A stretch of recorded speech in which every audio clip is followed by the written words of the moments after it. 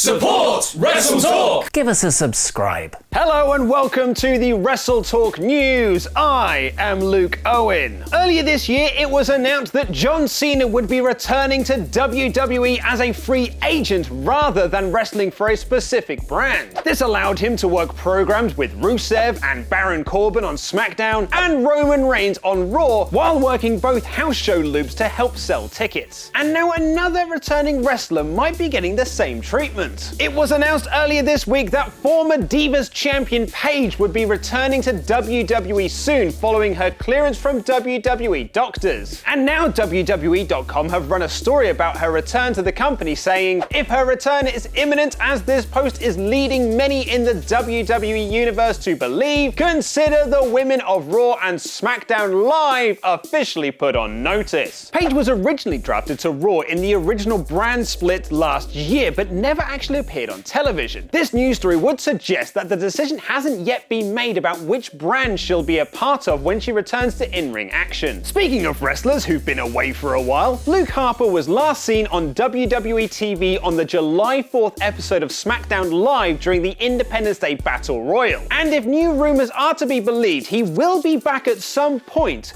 with a whole new look. According to Ryan Satin of Pro Wrestling Sheet, Luke Harper is currently being repackaged by WWE. Satin doesn't know what this new look or gimmick could be, but Wrestling News World are also reporting that WWE are trying to work out what to do with Harper before bringing him back to TV. Conversely, PW Insider are reporting that Harper is heading back to TV soon, but in a tag team with his former Wyatt family brother Eric Rowan. Like Harper, Rowan was last seen in the July 4th Independence Day Battle Royal, but the pair were having a feud earlier this year which saw Rowan pin Harper at the Backlash pay-per-view. Now come on, be honest.